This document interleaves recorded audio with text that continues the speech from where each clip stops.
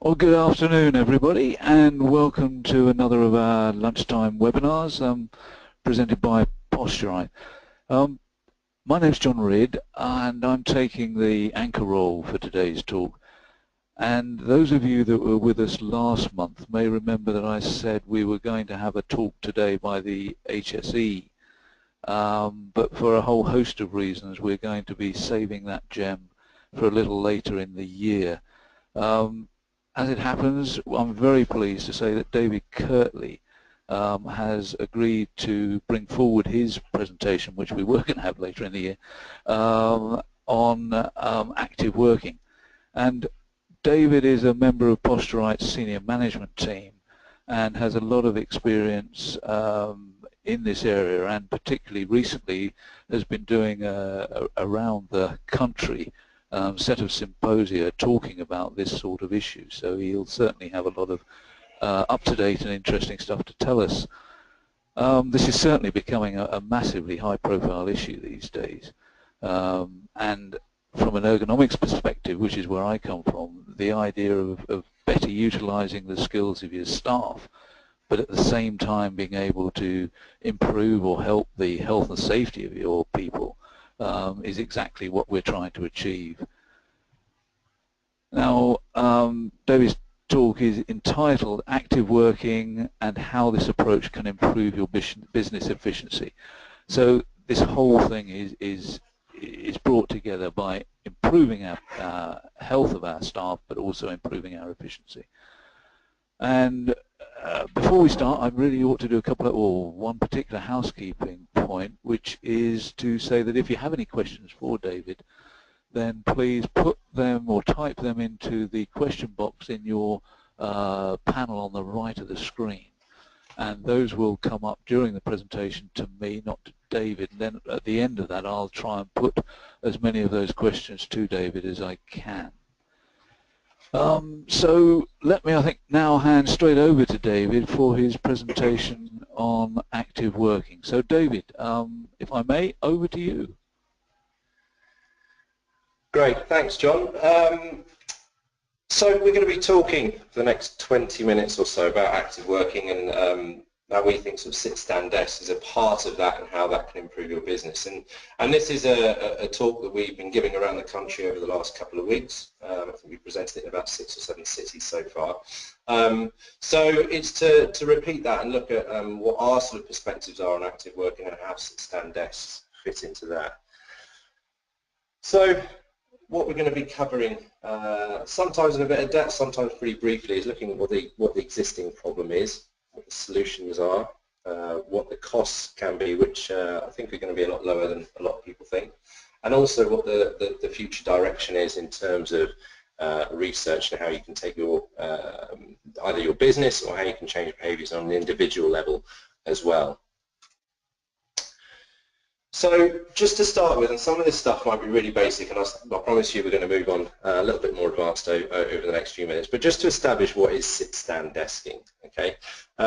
Basically any surface that we can adapt from a sitting position to a standing position and pretty much anywhere in between, okay? So we've got 2 examples there. On the left we've got electric height adjustment, on the right we've got crank-operated height adjustment. There's also things like VariDesk, which is a retrofit product. There's other products that do a gas lift height adjustment as well. So there's a number of different height adjustable sit-stand desks that allow you to do that. But it's basically a surface and go from a sitting height to a standing height. What it isn't is either of these, and I think it's really important to differentiate this, and this is sort of experts in the field and yourselves as sort of ambassadors behind active working, we all need to be aware of this. What it isn't is standing work. And this came about from probably a media article I read about 18 months ago or so, and the journalist sort of put in their article, I've been standing at my desk for the last 4 days, and my ankles hurt, my knees hurt, my back hurts, I've got headaches, my shoulder hurts, and they got completely the wrong impression about what we're talking about sit-stand working. Okay, they've been standing consistently for 4 days at a time, and unsurprisingly, they developed aches and pains as a result. So what it isn't is a standing desk, although they can have a place in the business for certain areas. Okay, And then on the right-hand side is a treadmill desk, and this is probably one I have slightly more issue with. I think my personal opinion is that if people need to go for a walk, then go for a walk, go out of the office and go for a walk. Fresh air, changing the environment, changing the focus of your eyes. There's so many benefits to that, and I just think that putting a treadmill under the desk is sort of one step away from your food being brought to your desk and everything else being brought to your desk as well. So I've got issues and concerns with that. Not least that studies have shown that your sort of productivity and your input rates and error rates are altered significantly by using such devices. So the problem we have is that as a country, we are a sedentary nation. We spend too much time sitting, and up to 60% of our time spent on our behinds. And I did a bit of sort of analysis over my working week and my working days, and I'm regularly over 60–70%, and I regard myself as quite an active worker. And I think if you all did a brief exercise to have a look how much time you've either sat down today or yesterday or the day before over the week, I think you'd surprise yourselves how much time you actually do spend sitting. Nearly 1 in 10 of us spend more than 11 hours a day sitting, and a third of us spend more than 7 hours a day sitting. So this is a significant problem. Part of the problem is the technology influence. You don't need to move from your desk to do much in the modern office. Your posts can be scanned to you, your emails, video conference, webinars. It's a good example here. We don't really need to move away from our workstation to go see presentations. Everything gets brought to us. So we are, in effect, chained to the desk. And these are the statistics for the office, national statistics based on musculoskeletal issues and other ailments and illnesses. And I suppose the good thing is for the last 20 years or so, our absence rates come down from about 7.2 days per worker to 4.4. So we've made progress there. There's still a quarter of the days lost due to musculoskeletal absences. Then following that, minor illnesses, stress, anxiety, depression form a significant part of that as well. Okay, and my point that I think is particularly significant on that slide there is it's just many more are suffering in silence. I think we can all admit at one stage we have ankle pain attributed to work that might have affected our performance and productivity. We haven't necessarily taken any time off as a result. So I did a similar presentation to this about sort of probably 18 months, 2 years ago, and presenting some of these health consequences, I had to follow it up with research papers and authors and when it was published and all that sort of stuff. We've got to the stage now that this is widely acknowledged, this is widely accepted, okay, that sedentary lifestyles can lead to increasing the risk of developing type 2 diabetes, cardiovascular disease, increase the risk of some cancers, a reduction in life expectancy, increasing occurrences of musculoskeletal disorders, which we've just covered, and unhealthy aging and poorer bone health later in life. If anyone watched the two-part series on the BBC over the last couple of weeks, they looked at aging there. I think the summary of that was that they put 25% down to genetics, 75% down to lifestyle, which can include activity and diet and things like that. But there are some really significant health consequences of sedentary life. And unfortunately, this can't be undone easily. And the recommendations for the government of 150 minutes exercise per week is pretty insignificant. It's about 2% of your waking time. So we need to have a look. What can we do for that remainder day, the remainder of your working day, to try and be more active? Okay, and this terminology, the sedentary exerciser, is that person who might work at the office for 8, 9, 10 hours a day and then goes to the gym for half an hour, 45 minutes or an hour in the evening. They cannot undo the damaging effects from sitting for long periods of time. Okay, so we need to do more outside of those exercise times. And this is something I saw earlier in the week, which I thought was pretty shocking. It was half of the UK never take any form of cardiovascular exercise. And that for me is massively alarming. I think you have to try quite hard not to do any sort of cardiovascular exercise, even if it's going for a walk. It does vary across regions, but not significantly. But also 25% do 1 hour a week or less of exercise. So we've got 3/4 doing less than an hour. So only a quarter exercising more than an hour a week. Again, other alarming, 1 in 5 of us said that climbing the stairs leaves us out of breath, 3% gasping for air. Okay, so there's some real issues there. But there's more people participating in the sport than ever before, so we're getting this great divide. The active are probably becoming more active, and the sedentary are becoming more sedentary. So I think this is really alarming stuff, with half the population not doing enough exercise. So we've had a look at the health consequences. Now, how this can affect your business. So these are direct and indirect impacts. Lower concentration, reduced productivity, lack of morale. Anyone who's got aches and pains or what have you, can feel pretty low. So lack of morale, increased absenteeism, we know that, which can lead to disrupted workflow, strain of covering workload, and there can be recruitment difficulties as well. So there's some real sort of impacts to the business, both direct and indirect.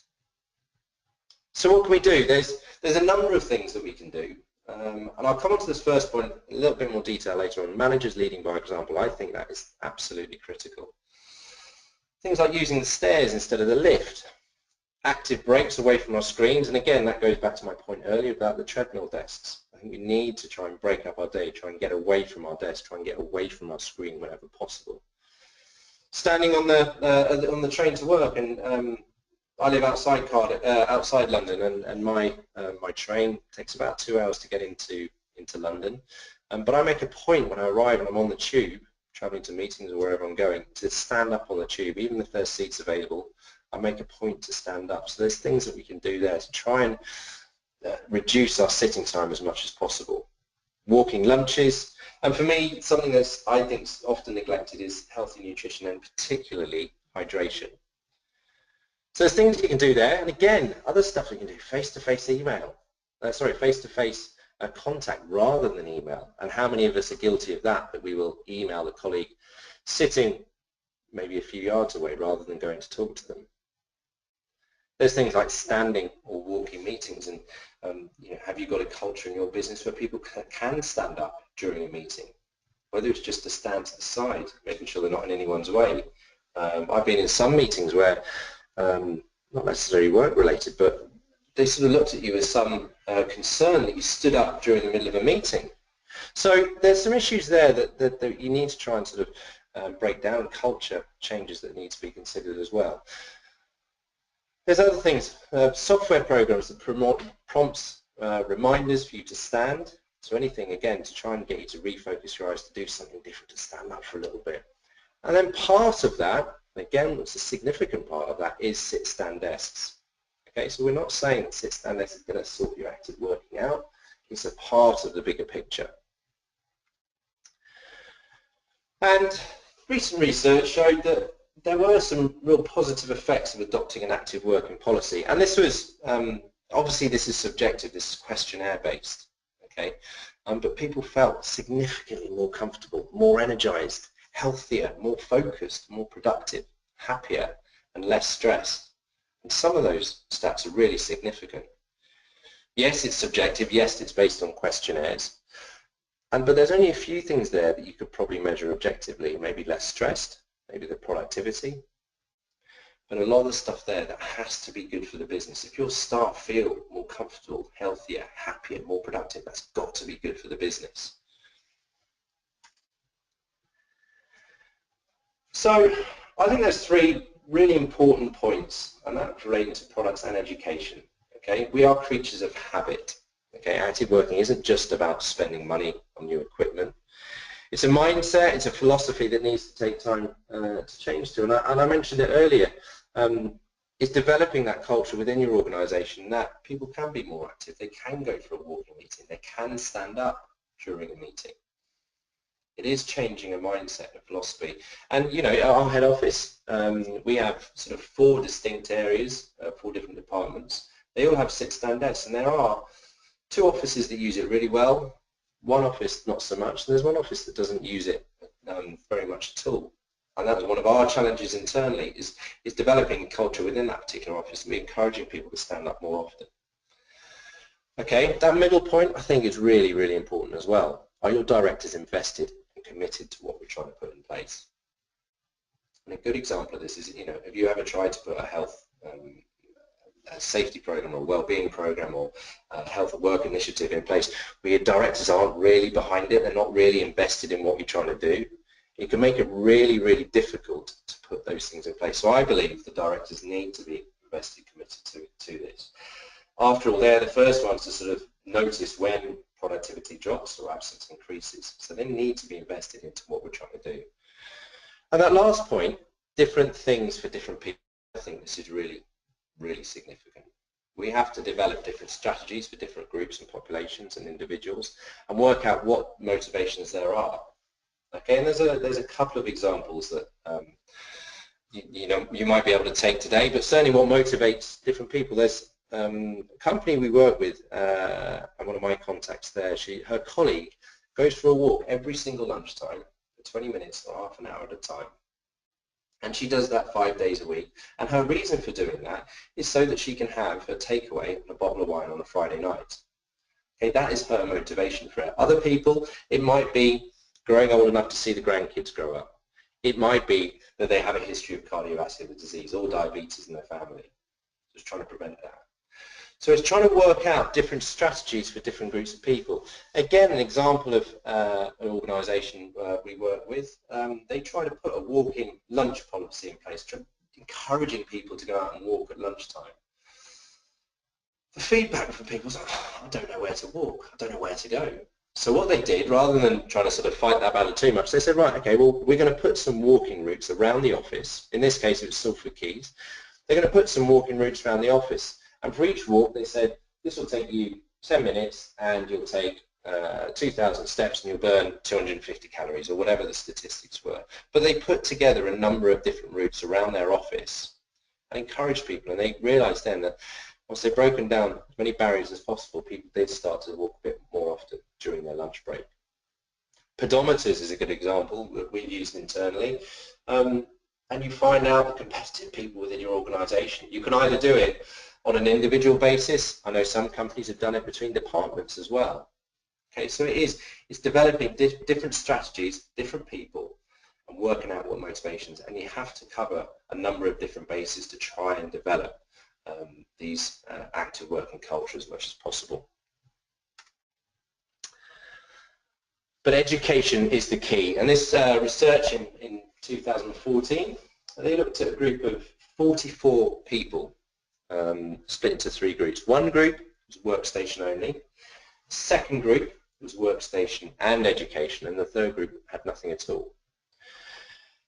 And what they saw at the end of the study was that there was no significant difference in standing time between the people supplied with a sit-stand desk and the people supplied with nothing at all. Okay, there was a significant difference by an hour and a half per day for those people who were supplied with a workstation and education, and those people supplied with nothing at all. Okay, so education is the key. Whatever you're trying to do, what you need to translate, why are we trying to do it? Why are we trying to do this? Is it best for you as an individual? It's best for us as a business. Education is absolutely critical. And the biggest barrier that we face, and probably some of you face as well, when you're trying to sell this idea to your directors, your stakeholders, how much will it cost? Okay, and a desk, electric sit-stand desk, costs about £500. It will last you about 10 years, 250 working days in a year. It breaks down to about 20p per day over 10 years. So wholly significant compared to other costs, salaries, rates, rents, leases, expenses, the whole lot. So something for 20p a day. Think about your business, what you provide that costs as little as 20p a day that can have such a significant impact on your productivity and absence rates and well-being as a company as a whole. Okay, so probably a lot less than people think, but it's actually 10p per day. Okay, and that 20p per day was based on buying a desk from scratch. So if you had nothing at all, you're going to spend however much it is on an electric sit-stand desk.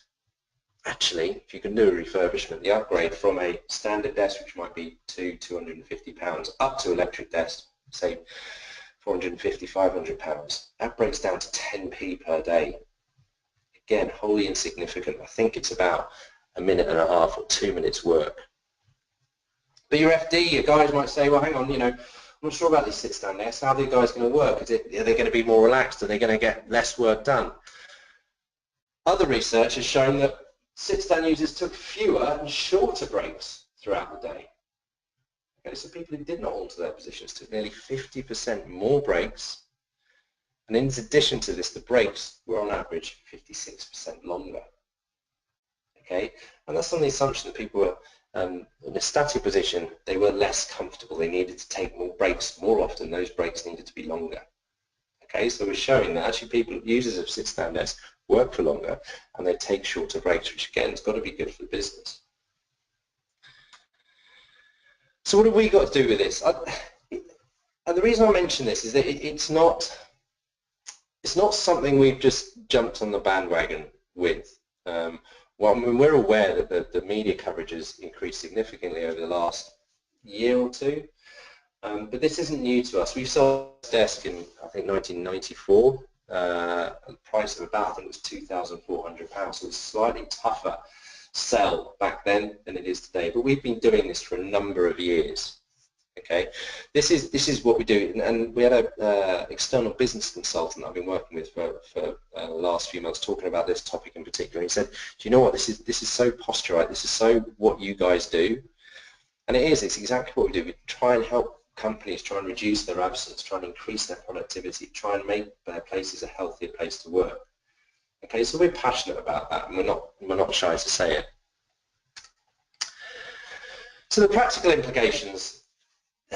Things to do. Is it right for your business? And an example I've given over the last couple of weeks was at a show of hands, those people who worked in the NHS, and there was a few across the events that we hosted. And the example was, if they put in a standing desk policy for those workers, those nurses who are on their feet for 8, 9, 10 hours at a time at shift work, and they went to them and said, you know what, we've got these great desks and you can stand up while you work at the end of your shift. My suggestion would be that that would probably not go down too well. So it's got to be right for your business, it's got to be right for the department. Okay, and there's certain departments this might not be suitable for. The importance of education and culture is absolutely critical, so we need to educate our staff, we need to educate our colleagues about these benefits, and we need to develop a culture, and that is about changing behaviour, and that can be one of the biggest challenges. But the importance of education and culture is absolutely critical. Things not to do is ignore the trend, and this is happening not just in the UK, but it's happening globally. Our CEO, Ian Fletcher-Price, who heads up our export side of the business as well, he spent time in America, Asia, and Australia and New Zealand over the last few months or so, and this is happening. It's different words for the same thing. In Australia and Asia, they call it activity-based working. In America, they call it mobile working. So there's lots of stuff that's happening globally. This isn't just a UK thing. This is a global trend, and it is here to stay. We've seen a few trends over the years that you think, yeah, it might be a bit trendy. It might be something that's here temporarily. But I'm absolutely convinced that this is happening, and it's happening now, and it will happen more so in the future. And things to do is commit, things not to do is dip your toe. And this was based upon a client I worked with earlier this year. They were looking at refurbishing 60 of their desks in their office, and they said, we're going to do 60, but we're going to have 8 that are sit-stand. And I thought, great, that's great. I said, how are you going to decide who gets to work on those 8 desks? Obviously, there's going to be a couple with particular needs, but is it going to be employees of the month? Is it going to be the people who are paid best? Is it the most senior in the organisation? So how are you going to decide who gets those benefits of working in that particular way? So I think, my personal opinion, it needs to be something you commit to as an organisation. I think putting a desk in a corner or putting a couple of desks in the middle of the office, from experience, they don't get used. People feel self-conscious about standing in the office where everyone else around them is sat down. Or the other option I've seen people do is just chuck them in a corner. So it's the people with musculoskeletal, the people with special adaptations to their workstations, and the people who want to stand get put in the corner. which I don't think culturally is a good idea either. So, in summary, we know we spend too much time sitting, and one of my challenges, I suppose, to you, is either as an individual or corporation, what can you do to change that? What can you do in the next a few hours, days, weeks, months, whatever, to try and reduce sitting time and try and be more active at work, whether it's standing at any given opportunity? We know the benefits of active work are proven now, and the research is more and more convincing every day. There's still a little bit more to do. But the benefits of active work are absolutely proven, and they have been since the 1950s when research like this was first conducted. In terms of cost, we said 10p a day or 20p a day if you start from scratch, so a real insignificant cost in the grand scheme of things. And then lastly, how can we help? A lot of the work that I've been doing over the last few months or so is working with various people in health and safety or occupational health or HR, is talking to them about how they can promote this idea within their business. What can they do to convince their directors and their stakeholders to change their way of working and to put this sort of thing in place. So I'm here to help on that in any way I possibly can. So that is that. We said it was going to be between 20 and 20, so we're on to 23 and a half exactly, so we're not far off. So I'll hand back to John, and if anyone's got any questions, then please type away. Excellent. Well, thank you very much, David, for that. A lot of interesting things to think about. And it sounded to me as though you were practicing what you were preaching there while you were presenting. I've got a box on top of the meeting room table, so yeah, so I'm indeed standing. Right, okay. Well, you even convinced me to raise mine. I'm lucky enough to have an adjustable desk, so I thought I'd better, while I was listening to you. But anyway, let's, if I can get on to some of the questions, because we're getting a few now.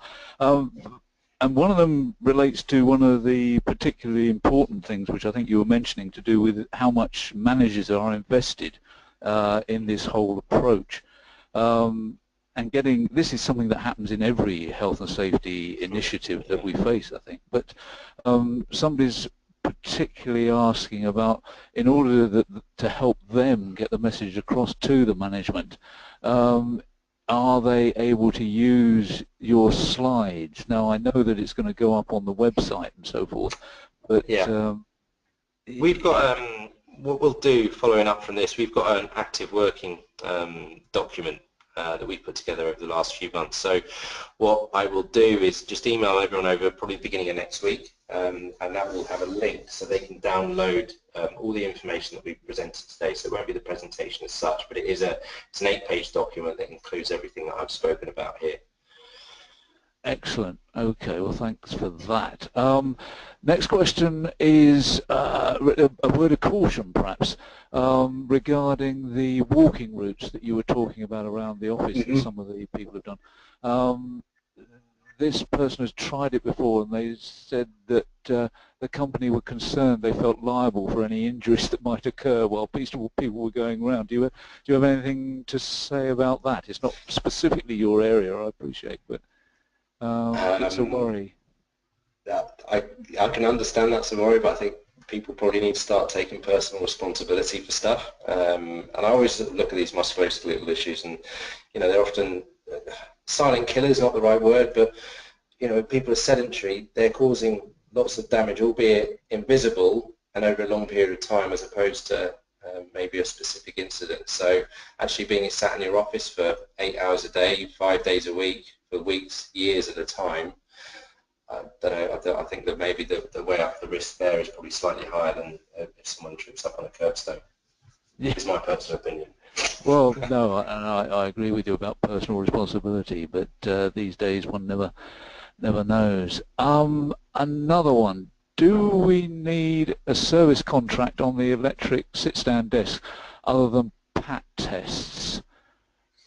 Any comments to that? No, there's I mean, we sell 2 different types of motors, so we don't have service contracts in place with any of those. I mean, if there are any faults, it's just something we go and repair. We've got warranty details in place and their component parts, you can replace just the motor or just the drive shaft or whatever's failed in particular. So you can have a service contract in place, but I think on an ad hoc basis will probably be just as effective. Okay, thank you.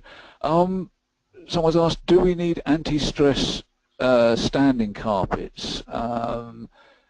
And what are the inevitable question? What are the sit-stand time ratios? Can we start with the carpets and these mats that some people advertise? What's your view of those? They've got anti-fatigue mats, which basically encourages you to sort of shift weight from one leg to another. So it's keeping your feet moving as well. You can have problems from standing for too long in a static posture. So those mats encourage movement as much as possible. I know other people who sort of use footrests under the desk, and they'll have one leg on the floor and one leg on the footrest. So trying to sort of change position as much as possible. I think they're good. If it's working in conjunction with an office chair, there can be sort of issues to sort of wheel that in and out of the way and moving the mat in the way. So I think it's a trial and error basis. We know a lot of clients that use them as standard for this type of work. But I think the benefits are there to be had. They just need to be sort of used effectively. Okay. The second part of that question was sit-stand time ratios. Yeah. That's I mean that's probably the most common question we've had over the last few weeks when we've been talking about this. The guidance at the moment is trying to work towards 2 hours per day, or whatever you're comfortable with. And you speak to our lead consultant, Catherine Metters. She believes that a 20-40 ratio is about right. So 20 minutes standing to 40 minutes sitting is round about right. But also, you've got to take individual considerations to task here. So you might have some people who actually standing for 20 minutes at a time might be a bit of a challenge. So building up from 5 to 10 to 15, eventually 20 might be the way to go. But I also think that this is probably where the research is next going. What's the breakdown and what's the sort of proportion of time spent sitting to standing is going to get the full benefit. Another thing I do know is that you need to be stood up for longer than 5 minutes to counteract the negative impact of sitting down for long periods of time. So if we can be stood up for longer than 5 minutes at a time, I know that can make a difference. Okay, yeah, excellent. I mean, I agree with you on those things, but I think as long as there's reasonable variety, reasonable frequency of changing, almost at this stage of getting the culture changing, I think that's as much as we can hope to actually say, well, the best thing is to do it for however long. Is something we will come to once the researchers produce this information, I'm sure. But at the moment, it's just encouraging people to get involved with this movement, if you like, isn't it? Absolutely. I think probably because of the time, there's quite a few questions coming up, and we will be putting these to David to answer on the website, I think, perhaps sometime next week, if that's okay with you, David. Absolutely, yeah. Too many to really go through now, but there is one quick one perhaps that I can just put to you. Somebody's asked about how would we have to, or how would the risk assessment change if you've got people using sit-stand desks? What do we need to be mindful of when doing the risk assessment? There's a couple of collisions, things under the desk. There's certain pedestals that will only fit under certain desks. So there are certain risks there, and then the other one is trapping between two desks. So if you've got two desks side by side, one moving up, one moving down, there needs to be a space between the desks. We recommend that's about 5 centimeters, but that's probably one of the only sort of risk assessments that needs to be done. I mean, John, you probably advise on that as well, wouldn't you? Yeah, you're looking for what the risks are in the workplace, and those are going to be the most prominent ones, I guess. But with everybody's particular situations, there are going to be others. But it's the issue about it being an adjustable desk is something that you do have to add to your list of factors to look for. Okay, David. So it looks like time-wise, I think we're going to have to close now, or the system will shut us out of our broadcast time. So if I can thank you again, once again, for that presentation, and indeed everybody for taking the time to join us. We hope you'll come back again. I'm just look for our next webinar, which is May 20th, when the subject will be mental health and disabilities in the workplace, presented by Claire Hodgkins. So if you can make it on May the 20th for the lunchtime, then please, we hope to hear from you, see you, whatever, hope to have you with us then. So all that remains is for me to say is thanks again to David. Thank you for listening, and I wish you all a very good afternoon. Thanks very much. Goodbye.